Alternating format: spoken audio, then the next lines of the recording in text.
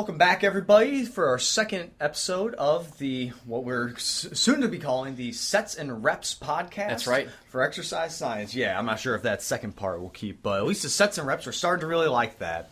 So we may have a segment coming up in the future where we give some other of our ideas, see what you all might think would be more appropriate, like a pair of dumbbells or something like that. Right. But we're going to keep this so far. We kind of like it, and it seems to fit with the themes that we're going to try and talk about in this podcast going forward, specifically performance, sports, fitness, health, and most everything related to exercise science in one way or another. That's right. So just like last time, I'm Michael Landrum, joined here with Travis Erickson. Hello there. And this week we'll be talking about the trade-offs between skill and strength acquisition and whether or not you can be strong enough for your chosen event or endeavor, sport, whatever it is that you're trying to participate in, or whether or not maybe you could have too much skill, although that generally I don't think is. I guess it could be possible. Someone becomes so fixated on the proper technique that they neglect everything else. I guess that could happen. Yeah, master of the, 40 kilogram clean and jerk right. all that. But usually I suppose that's not the sort of thing that we see. So a lot of it will be just, what's strong enough for our athletes and how much can we really emphasize strength gains in order to maximize that in season, out of season, and of course how that goes along with scheduling skill-based skill acquisition. So to begin, Travis is going to explain to us what the law of diminishing returns is and how we can apply that general economic principle to training. Right. I mean, the law of diminishing returns, is, like Michael said, is economic law that just essentially states, and I kind of have the textbook definition here, it states that if one input in the production of a commodity is increased, while all other inputs are held fixed, a point will eventually be reached in which the additions of input yield progressively smaller or diminishing increases in output, which means very little to me as a non-economics person. I know Michael, with his business background, I'm sure that makes perfect sense to him, but to me, basically, this is the idea that at a certain point, you keep giving and giving and giving or putting so much effort into something, and the amount that you get out of it is just not worth it anymore. And so if you look at that in terms of strength, is that when a person gets near their threshold, their genetic threshold for however strong they're going to get, it's going to take you a long time to gain 20 or 30 pounds in a squat max. Is it worth all that training time that could be spent doing something else, perhaps? And so the way I'm going to kind of look at this topic is going to come from an athlete that is not a strength athlete per se, but as an athlete that's going to use their strength and power that they acquire in the weight room to help them be better on the field, essentially. And so I think Michael then is going to look at it from a slightly different perspective and look at it from the perspective of an actual strength sport. Yeah, that's a good read on that, Travis. And as he said, I'm going to approach this more for what if your skill is weight training? What if it is with a barbell, lifting weights, our Olympic lifters, power lifters, and all that? Is it going to have the same kind of trade-off between strength gains or form improvement? So that way we can see the differences, maybe juxtapose some interesting things between our more team sports like football. It's usually a go-to because there are so many individual positions that have their own skills aside from all of the other positions. Right. So it does take a fair amount of time there. As well, that's a sport that needs to have strength behind those movements to create force. Right. It's a good example for us because if you look at other sports that traditionally they're engaged in conditioning activities, engaged in strengthening activities, but they're sports that maybe don't rely quite as heavily on strength, something like tennis or volleyball or even something like track and field, where we don't necessarily, for the sprinters especially, right. You're in the weight room maybe doing work to try to prevent injury and trying to increase performance, but it's not that heavy strength component to it that a sport like football would have. But it's not to say that the form isn't as important either. A lot of refinement is necessary. Some people have related, I guess we'll talk about Olympic lifting primarily in this podcast, that sort of thing, like a snatch to a 300-pound golf swing, or right. I guess maybe a tennis swing or something right. like that, where there is a fair amount of nuance to that, how the bar has to move, how you have to move around the bar in three-dimensional space, to how well you can complete that lift. So there's not only a strength component, but also quite a bit of maneuverability in their skill-related components as well. If we look at these issues in terms of a collegiate athlete, there's restrictions on how much time a coach can require an athlete to be engaged in conditioning activities or weight room-related activities. So I actually went through and I looked through really compelling reading, by the way, Michael, the Division I and a Division III NCAA rule book. It's just a fascinating read if you want to spend a nice Friday evening. But anyway, if you look at a sport like football, for example, and here at Appalachian State, we're a Division I FBS school, and there's certain requirements as far as how much time you can make an athlete be engaged in any kind of athletically permissible activities, is what they call it. And when you think about a sport like football, it's very, very difficult to make a tremendous amount of strength gains when you're in season, because you're spending so much time with skill acquisition, as we've been saying, like learning how to tackle, learning how to run routes, all that. Plays, how use the skills together as a team, I guess. Right. So it's very difficult to invest a lot of time in the weight room to increase strength. In addition, you're also doing a lot of conditioning activities to get yourself ready for the rigors of football.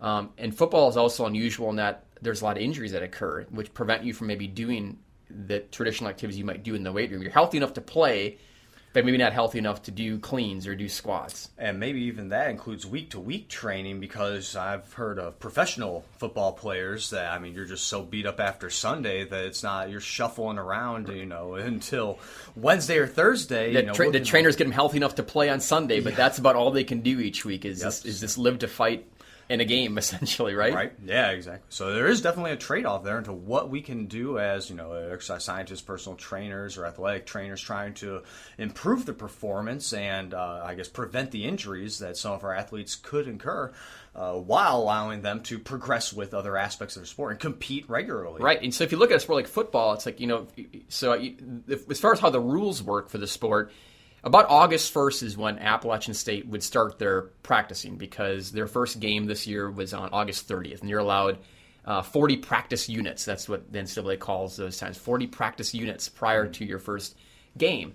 So essentially your in-season period, if you want to think about it, then begins August 1st. So from August 1st until your last game, that's your in-season period.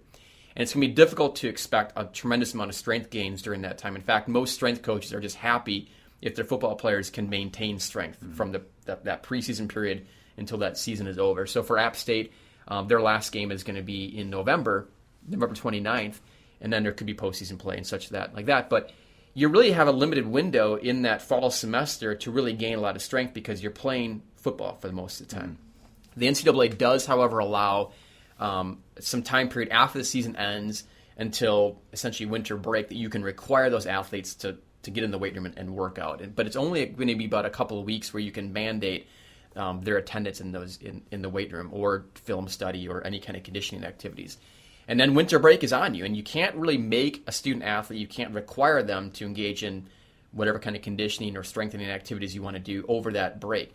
But on January 1st, then you are then allowed to require athletically related activities. So from January 1st until, again, the next year would be, again, August 30th, you're allowed a window of time when you can require those athletes to do athletically related activities. But you must provide for 8 weeks off, so you can't have them go that entire period of time. Mm-hmm. Additionally, then in the spring, you're going to have 10 dates where you can practice as a team. And so if we kind of look at that time period, that January 1st window to the August 30th window, you're looking at about 7 months. Mm-hmm. And if you're able to train 4 weeks in a month roughly, that's going to give you 28 weeks of training. But you're going to take about 2 weeks away for that spring practice, yep. Right?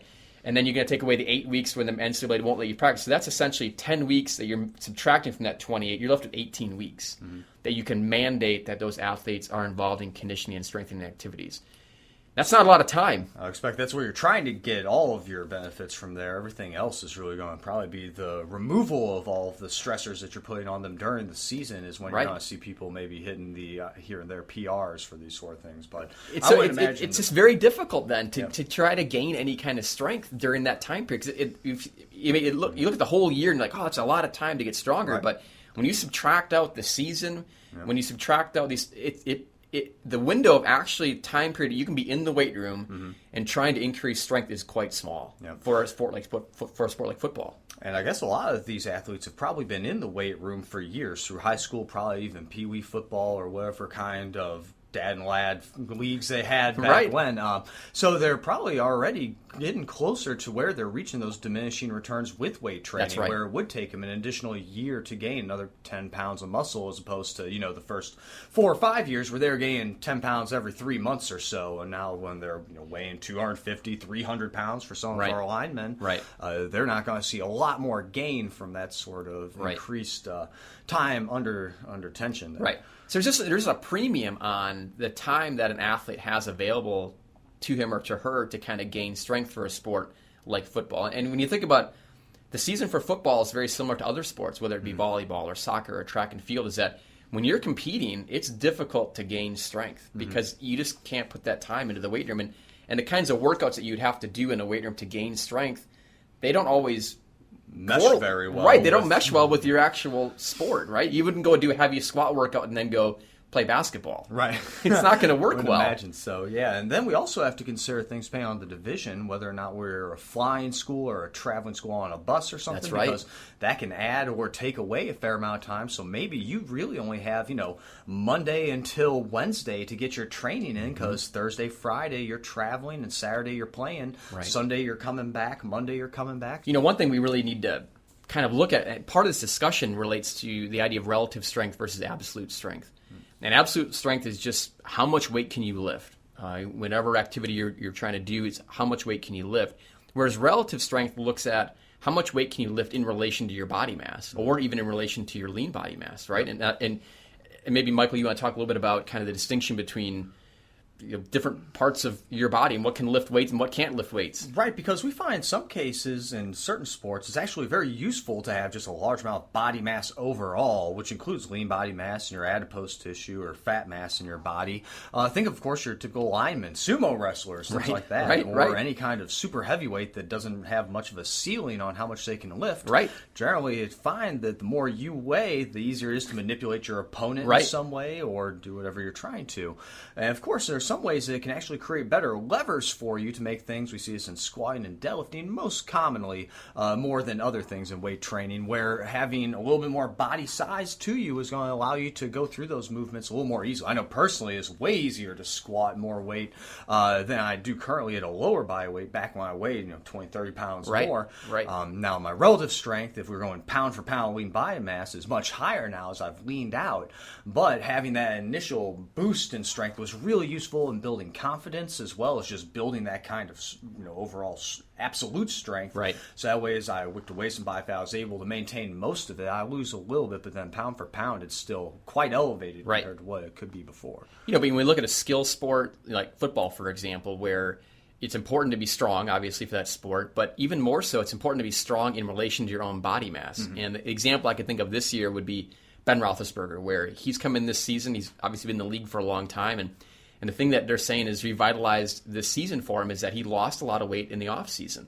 He lost a lot of body fat, basically, right? And his strength levels, his absolute strength, may have actually gone down. He may actually not be capable of lifting as much weight now as he was last year, but because he now weighs less, his relative strength is greater. So he's quicker on the field. He can make adjustments and do the things he needs to do at a much quicker rate because, yes, he's not as strong, but his relative strength is actually at a higher level.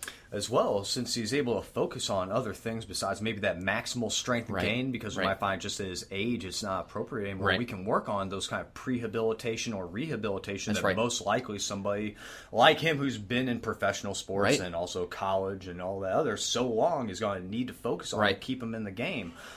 Into his 40s and maybe, I don't know about beyond. Yeah, who knows? I mean, I don't know. Yeah. How long will Ben last? I don't know. He's a guy. He's like a punching bag out there. I mean, he just keeps getting up, right? But he's a good example of an athlete he's a veteran athlete. He's got years and years and years of good, solid strength training behind him. He probably does not need to gain strength anymore. He just needs to be able to better use that strength for his actual, skill position that he plays.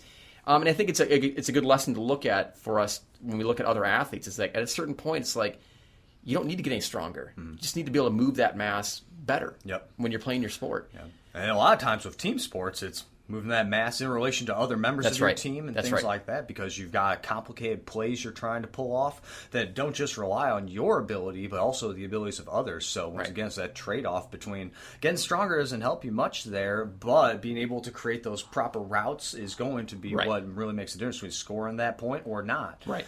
Let's shift gears real quickly here.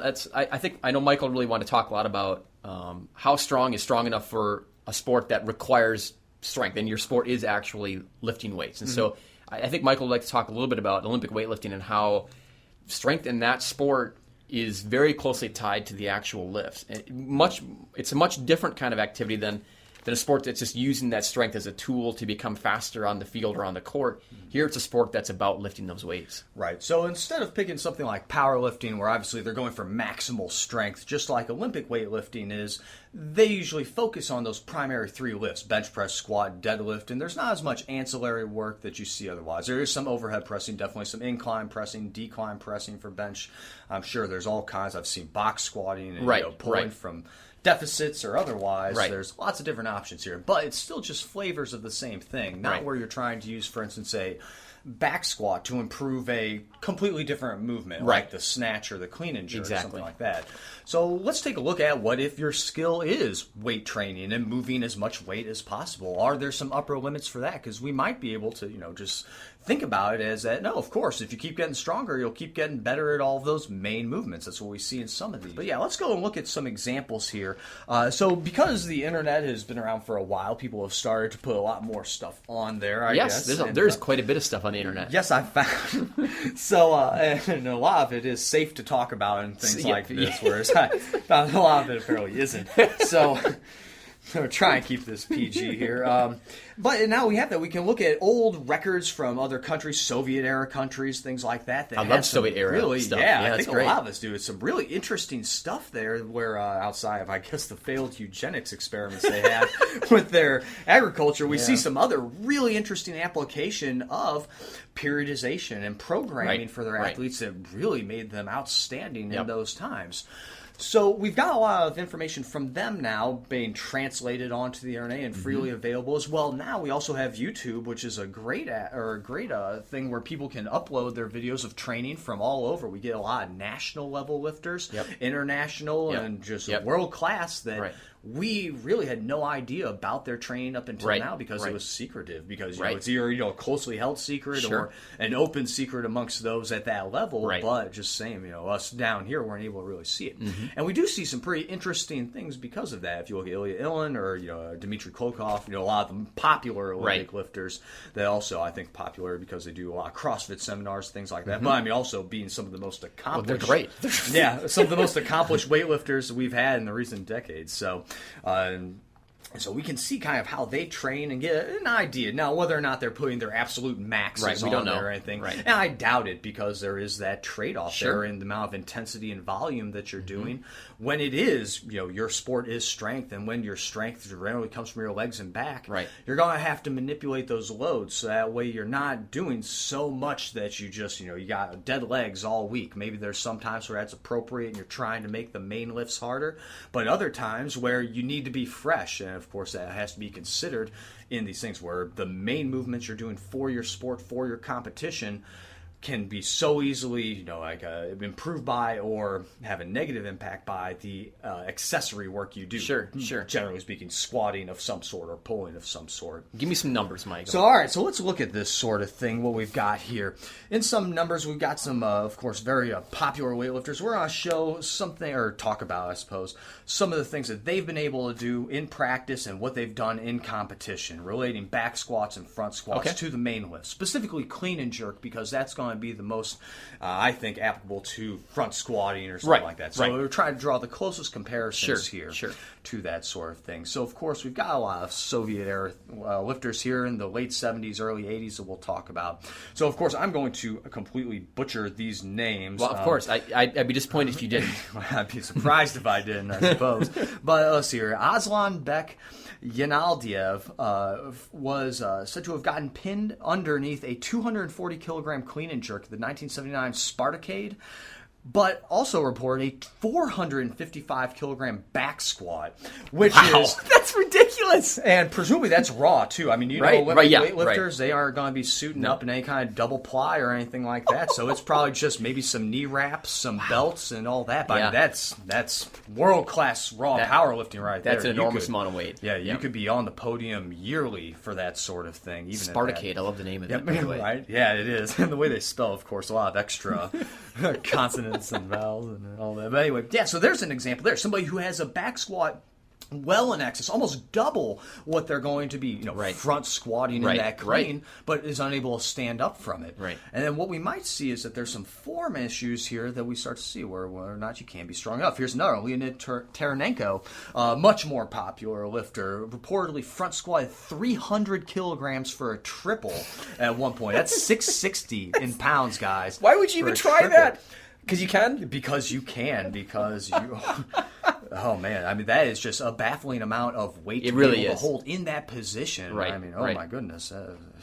Something else. But in 1983, at the Spartacade that year, got pinned under a 250-kilogram Okay, clean and jerk. okay. So, I mean, still just excess. That's 50 kilograms below a single front squat, and he's hitting that for a triple. So obviously he has strength in excess there. Right. So there is something to the idea that maybe you only need strength to a certain point, Right. or that there's a form issue that you Right. need to make up that's not allowing you to take advantage of that Right. strength you have.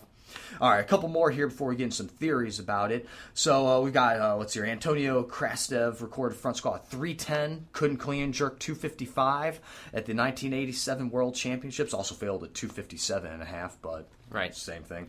And then, a more recent female lifter. I was able to find a video on that, so I thought we'd go cross-sex here.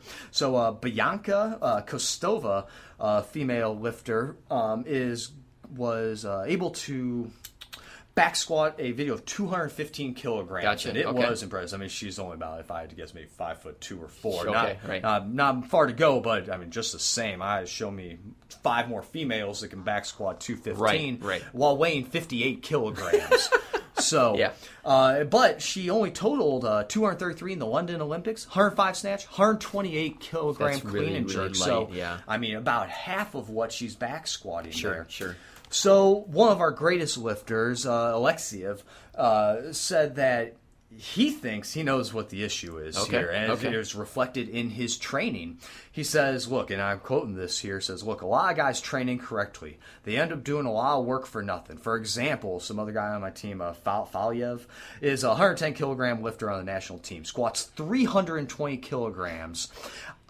He, Alexiev, has never used more than 270 kilograms on his front squats, which is only slightly more, about 20 kilograms more than he lifts in competition. Sure. Yet, there's a difference of 50 kilograms in his clean and jerk weight, with a 220 for the former and the 110-kilogram guy, and 256 for Alexiev. Yeah. So training at this lower weight, just, about 20 kilograms above what he's clean and jerking, is getting enough transfer, either because of mechanical efficiencies that he has that another one doesn't possess, or perhaps just better levers. It's just he can pull better. He's got an upper back strength, whatever it is.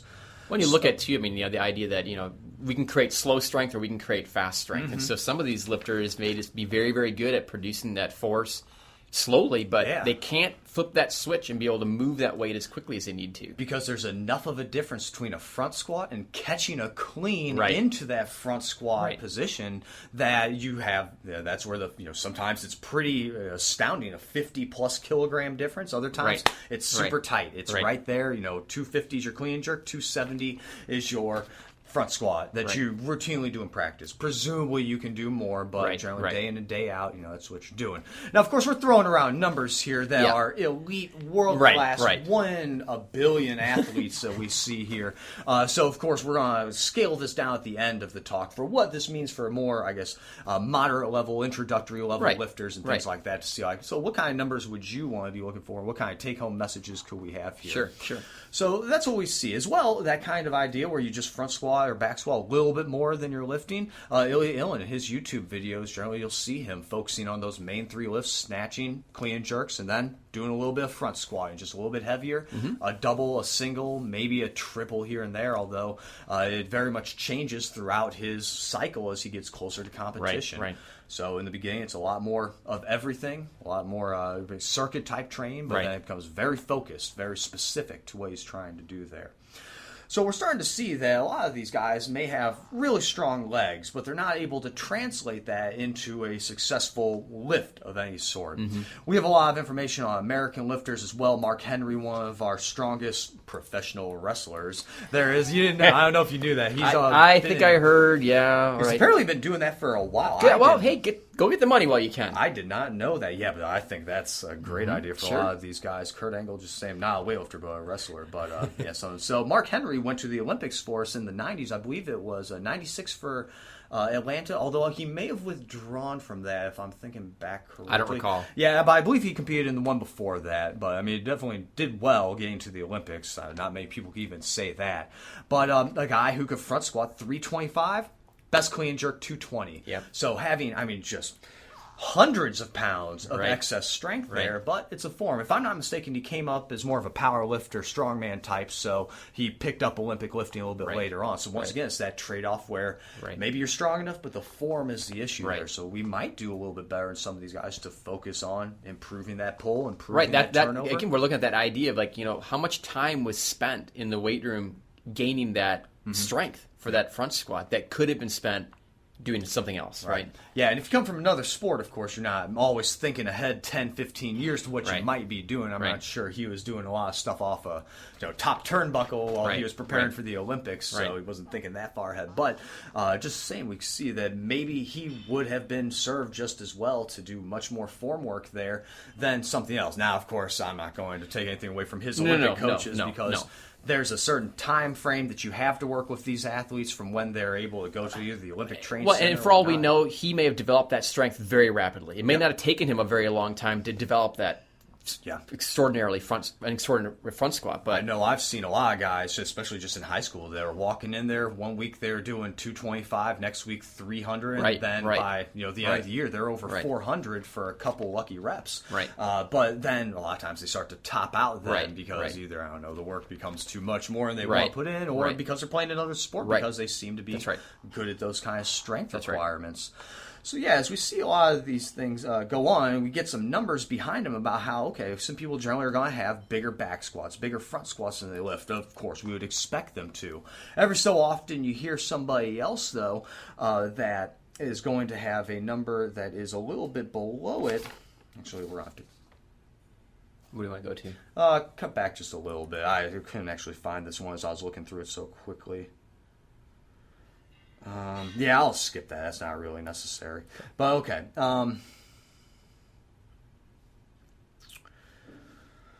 Okay.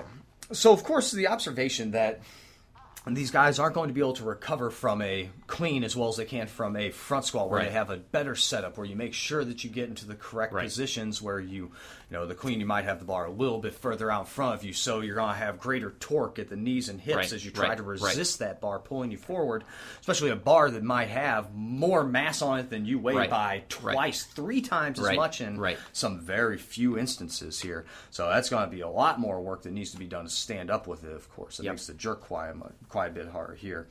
So, without a doubt, we can say that things like squats are going to be the most important assistance exercise you can do for those leg-intensive things. I mean, it's the most transferable. We might be able to argue whether or not front squats or back squats might be better for people at different stages. Obviously, you're going to have some people that develop more quadricep strength versus hamstring versus glute strength versus low back strength, and there's times to focus on that. Whether or not everybody needs to be doing a dedicated squat program where the Bulgarian squats or whatever type is the flavor of the month nowadays. They all come back every so often. It's the cure-all for all your problems for lifting. Whether or not people need that, maybe in some cases, like if you do have that weak leg strength, you're right at your your front squat or your back squat for what you can clean or what you can snatch, then yeah, you probably can stand to gain a little bit. But if you're lifting a good 30 kilos or so more, maybe you just need to focus more on that relative strength, that ability to move the bar in space and be able to keep those positions and be able to hit them while fatigued, doing complexes to really bring out of you, and probably improving your overhead position for most people is what is going to serve them best, because it's not a leg strength or a back strength issue. It's that relative to your legs and back, your arms and your shoulders are fairly weak, or at least they're going to buckle. We see a lot of arm bend in local competitions, things like that. But it takes a lot longer to develop that. It's definitely a much more rapid movement in a lot of cases when you're jerking a weight above your head as opposed to recovering from a clean. So are there specific do we know enough now as far as research is concerned to be able to give specific recommendations as far as how strong is strong? I mean, are there any numbers out there that you think are reasonable to actually recommend to anybody? Well, not really from research or anything like that. A lot of this is just kind of at the end, in the trenches type stuff, where you're able to figure out what have other people doing, where we're looking at elite level athletes, we're looking at these mid-level athletes, and athletes of different sports too. Specifically, these are from Olympic weightlifting and strength sports. Right. But we can kind of see like where their strength levels are and what they're able to do with their performance. For people who do have the time and take the time to put towards working that form, improving it, getting better at those positions. So for that sort of thing, like I think we've already mentioned it, that it seems like once you're above like that 20 to 30 or so kilograms above what you're lifting, you should be pretty good on that leg strength. You've got an excess or enough of an excess in leg strength that's not going to be the limiting factor. Right. Now, part of it can be related to that strength and how you go through those motions. Like, for instance, catching the bounce at the bottom of a clean, you can train that in front squats. I mean, people do dead stops, and then I had somebody doing that today, dead stop overhead squat there, get them used to that bottom position. But you can do that, have them work the bounce out of there so they can get a little bit of that elastic energy to help them out, get that bar whip to help get them out of the hole there. Yep. Those sort of things we can see might be useful in some cases. But so long as you're lifting, about 50 or 100 pounds over what you're lifting, it's probably not going to be your weak link. Right. Now, most of us aren't, like I said, walking into the gym lifting 300 kilograms of anything. So we can still work on strength. But whether or not, the first thing we do every single day is back squats and the last thing we do every session is front squats and we do that 5 times a week, that may not be the best for everybody, especially the younger, the newer you are to it. If you've got that athletic background, if you've got some leg strength, some good proprioception, you can feel yourself in space and how you're maneuvering your body around, then perhaps we just need to take advantage of that feeling that you have to work on that form. You might come to it naturally and be real good with it. Like I said, people have that good proprioception. We got gymnasts. We got a lot of other sport athletes that can make the transition pretty well. It reminds me a little bit of... I had a colleague I used to work with when I was in Wisconsin at lacrosse with Dennis Klein, and he used to always talk about these Russian training methods that relied on tonnage, where it's like you want to accrue a certain amount of tonnage in this given workout, and for the entire year you want to lift this amount of tonnage. So basically you look at how much weight was on the bar, how many reps did you do, that's the total weight you lifted for that set. And so what you could look at would be if you had 2 athletes, one was more of a veteran athlete, one was more of a beginning athlete, you might tell both of them, it's like, you guys both need to lift 10 tons of weight in this workout session. And the stronger lifter would essentially create those 10 tons of load by performing higher weights with lower repetitions because they're stronger, essentially, right? Yep. Whereas the younger lifter would do more reps at less weight because he's just developing. So the overall amount of weight that each of them would lift would be the same, but they would just get at that weight differently. So that would allow that stronger athlete to have a workout that's more geared towards strength in this case, and because they don't need as much volume in order to kind of hit those strength numbers, whereas that younger lifter would rely on the volume of the workout, extra sets and extra repetitions in order to keep up essentially with that stronger athlete. Yeah, manipulating training density like that, I think that might be a good way to term that, like the amount of stuff you're doing in a given amount of time, the density of your work. We find that's actually a very important aspect of training, especially things where you're trying to go for hypertrophy, strength gains, where you want to really get a lot of work in there in a shorter amount of time, make it a real quality for the amount of time you spend. But it's just difficult to I think we oftentimes build a person's strength and power level with a base of muscular endurance and hypertrophy, and then we build strength on top of those things, and then we build power at the very top of that pyramid. And we're just seeing a case where it feels like people are trying to invert that pyramid, where they want to work on power, and they neglect strength, and they neglect that muscular hypertrophy. And it's almost as if, if we look at the idea that maybe we're trying to get our athletes too strong, this is the opposite. This is where our athletes are not strong enough, essentially. They have too much conditioning, then they spend too much time on skill that... Where, like I said, it's great that you've mastered a 40-kilogram clean jerk, but let's keep going. Let's keep moving on. So that's why you expect to see that kind of progressive overload in training, which you should always see in some sort of training program, where you are progressing towards a stated goal. Both the long-term, short-term, we talk about micro, meso, and macro cycles of training, that sort of thing. So that way you're able to keep on moving forward while refining it every step of the way. Some people do take a very slow approach where it's just... mastering 40, then 50, then 60 kilograms, and going from there. If you got the time, that's great. Some other people, I said, may not stick with the sport because of that, because you find it kind of boring. Like, why am I doing this submaximal, like 30, 40% of what I know I can lift? Just come on, coach, just let me put some extra kilos on there and go to work. I've seen that plenty of times. I remember back in undergrad, we used to have a problem on our team. Every so often, a new person would show up, and we'd be trying to train them a little bit. Some of the coaches there, and if you turned your back on, a few of them try and sneak on an extra. Not much, like an extra 2.5 kilos here, an extra 1.25 there, but it still is like, I know this feels light now, but just wait, you gotta get this right, because it's a little bit like a sprinter trying to just go out there and sprint all out every single practice session. It's like you can't do that. At some point, conditioning is part of the deal, and recovery is part of the deal, and good form and technique is part of the deal, and the younger track sprinters, for example, it's like they don't run real well. They might be relatively fast, but they're so mechanically inefficient in the way that they're moving that they're putting a ceiling on themselves. Whereas what they really need to do is they need to work on some form, they need to work on some technique, they need to get in the weight room and get stronger. All those things need to happen, but it becomes very easy to become impatient. Yeah, I can see that. Because a lot of these things don't come quickly, especially after an initial boost that you get from the weight room, from when you start really working handoffs or whatever it is on the start, on the gun. It's really hard to take a step back and come to grips with the fact that, okay, I'm about to take this 6-month training idea, this plan that I have, just to get this extra little bit here. It's really hard to get an athlete to buy in on some of that stuff. Yeah, because everybody likes that immediate gratification. I know that's why nutrition is something that so many people have a hard time with, because you get the immediate gratification in the gym, you get that pump, you feel great, you look better in front of the mirror. Things are working out here, turning some heads. But then you don't really grow muscle then or anything. You break it down at that point, create a stimulus to grow later. So all that growth comes during the downtime, the boring parts that really aren't sexy to talk about when you're sitting at home by yourself watching Netflix on your phone, making food in the kitchen for the 6th time that day because I gotta get this calorie surplus, and man, I just haven't eaten enough yet. So that is definitely a tough sell for a lot of athletes, just trying to convince them. And that goes back and forth with the trust you may have with your trainer, your coach, or however that goes. But I mean, obviously, some people you can't really tell them anything. The naturally gifted ones, I found, particularly the ones that are a little bit harder to work with in the back end, to believe that.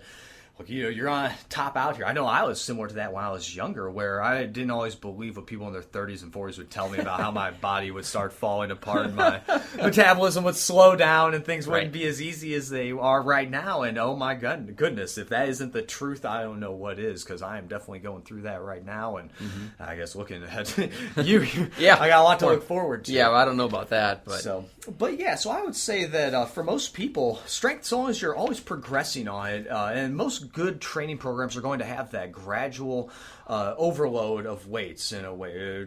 I mean, periodization of many different forms work really great. You're linear, non-linear, undulating. I mean, there's dozens of different ways you can do this, but so long as it has those same principles of specificity of training, where are you trying to get better at? You got to practice those skills. And then are you progressively overloading it? So that way you're stressing the body more than you were before. Maybe sometimes you draw it out a little bit so you can perfect the form. And something like, maybe let's say Olympic weightlifting or whatever, where it may take a little bit to get that transition under the bar really down, but that means that usually when you're backing off on that, you can push it a little bit harder in another aspect. Work on those pulls, work on that overhead strength a lot more. I know a lot of people aren't overhead pressing their body weight, let alone twice as much. So, well, the nice part too with strength is that once you've got it, it doesn't take a lot of training stimulus in order to maintain it.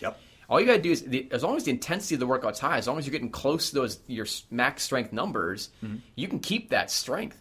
It's going beyond that point that becomes very difficult and time-consuming. Yeah, that's for sure. I've noticed personally that over the last couple of weeks, as I've been doing a little bit of rehab and getting back into it, sometimes I can only get 1-2 days in the gym, and a moderately intense 5x5 or something like that really has kept it on there. And in some cases, I've even improved in aspects, probably because I've given my body a little more rest, so I'm getting some good compensation here. We call it old man strength. Old man strength. Old man strength, where you can take a month off of lifting from the weight room and you go back in there and it's like, your numbers are the same, right? It's the more training background you have, the more lifts you have under your belt, so to speak, the easier it is to kind of keep that strength because so much of it is neurological. It's easy to remember how to ride a bike after you've learned all Right. that sort of thing. That's There's a lot of that same sort of motor patterns. You're creating these either gross or fine motor Right. skills that are Right. oftentimes very complex in sport. Right. But once you have that pathway ingrained and you know at least how to do that, it's a lot easier to fall back to it. You're able to Right. remember it, so to speak. And it permits you time then to work on new skills, right? Because if I no longer have to invest that time in gaining that strength, if I have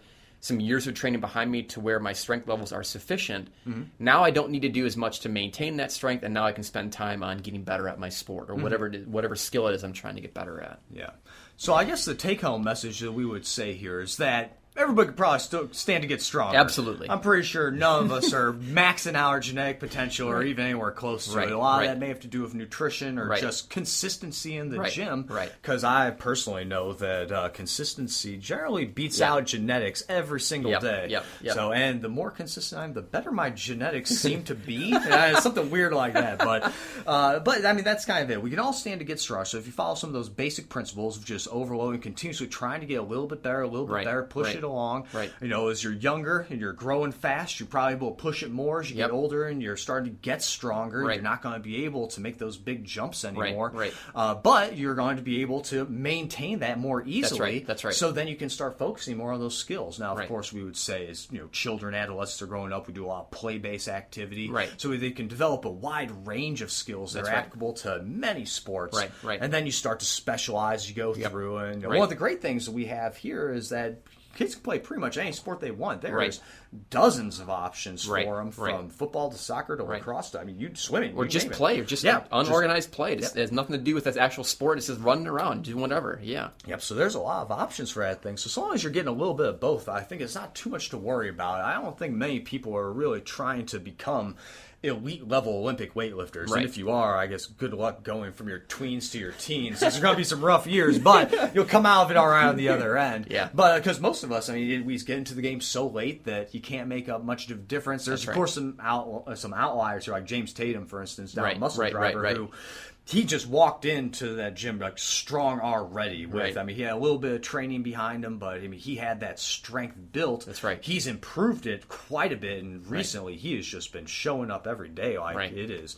I'm very excited to see what he's going to be capable of. But you don't get many of those. No. You get very few, and you get even fewer that are able to be channeled into that avenue. A lot of times, those are the guys in the gym, the local whatever rec center that you have that they're benching 405 for reps, but they aren't really interested in doing sports or athletics or anything like that. They're really interested in, well, I'm good at weightlifting, so I want to keep on doing that. But I don't really want to compete. I don't want to go through all of that rigmarole. I'd rather just come in here and I think show off might be the wrong term, but they just want to be successful in their own regard. They don't want to compete. They want to they want to compete against themselves, perhaps. Yeah, success is definitely a very subjective thing where we all don't approach it the same way. You don't have to compete. You don't have to get medals to be considered successful by any means. Right. I know there's a lot of things that I consider myself to be successful at, and I don't have any sort of, I guess, extrinsic. Come on, your office is full of medals and trophies, Michael. There's a newspaper article from a Time magazine in the 30s talking about how a certain cigarette company was the #1 choice of scientists and researchers. I love that sort of thing just because of how we used to think. And then think about now, what the things we might be talking about in 50 years from now. Somebody else might have a cybercast that gets projected directly into your brain or something through the oosphere. Right, or something. As we reach this singularity or whatever. That's right. That they're gonna say all the stuff we were talking about like periodization and trade-offs between skills. Junk. Maybe we can be downloading the instructions right to our brain matrix style. That's right. We don't even need to actually do the work anymore. Yep. Yeah. As soon as somebody breaks through and finds that the red pill. Well, I think it was Was it? Yeah. So as soon as somebody figures that out, then maybe all this stuff is a moot point. So That's right. But you want to take us out of here? Yeah, sure. So I believe that next week what we're going to be looking for is So this topic that we covered today was mostly about whether or not you can be strong enough in certain sports. As we see it, there's definitely a trade-off, and as you start to work certain aspects, either strength, skill, whatever it might be, conditioning, I guess, for that there's going to be diminishing returns after a fashion. Mm-hmm. And you're going to have to start to consider what is worth your time, what is the most valuable use of your time, what can you get the most out of. So by being able to identify that, it allows you to program your training in a very effective way, so that way you can continue to become a better athlete, continue to become better at whatever it is you're trying to do. It doesn't have to be sports, but you get better at that because you have a stated goal and you learn how to get there in a stepwise fashion. Many different ways to get there. Like I said, periodization of many different kinds works really well. There's dozens of different flavors and more besides. So we're going to maybe do a kind of a series of this sort of thing, strong enough for different sports. We've kind of brought up some ideas about different things, and some even ones that you may not think about, like golf, for instance, with the long drive contestants, where maybe that's one where it really is just get as strong as you can, and then just doesn't worry if you shank the ball a little bit, so long as you get that first 400 yards straight, and then the last 25 or whatever is starting to curve, then you're still going to place. You're in the money. But so we might be able to draw this out for some other things as well when we get to relative strength, when we get combat sports, wrestling, things like that. I'm very familiar and very interested in that sort of thing to talk about. But I believe next week we're going to take a little bit of a different approach, and we're going to get a little bit more into the research side of things, so we can get a little more scientific for that part of our audience, show them that we have a little bit different backgrounds here than just strength and conditioning and all that. So I think that we'll do a couple one or possibly more nutrition-based articles talking about some aspect of that. There's a couple of them that we've looked at so far, and we'll have to discuss which we think might be the most appropriate topics, but trying to pick something that I think a lot of people might consider to be a major or minor aspect of it, but we'll see exactly how important it is. Probably surrounding macronutrients seem to be where these articles come from. So I believe that will be a pretty interesting topic there to go through, talk about it, how we see what the authors have proposed, and how we see this in day-to-day, because I know for sure, teaching nutrition, that I get a lot of opinions on how, or I've heard, hearsay through the internet, or whatever you would call that sort of thing, but how, such and such says that this is the way you should approach it. We try and talk through, well, why would you have that sort of approach to this solution, to wherever the end goal is? And if you can get a reasonable explanation, okay, it probably works. But there's a lot of things that I find people just can't explain, why am I doing this? It comes down to that Jerry Seinfeld thing from last week. Might as well have it again this week. But where you see somebody else doing something, you train with somebody who's a little more advanced than you, that used to be an athlete or whatever, and that's what they do, but do they even know why they're doing it, or was that just their workout from then, and that's because of what their coach told them to do? So being able to define why you do things usually ends up creating a much better environment for you to train in, so that way you can reach your goals more successfully and not spin your wheels as much.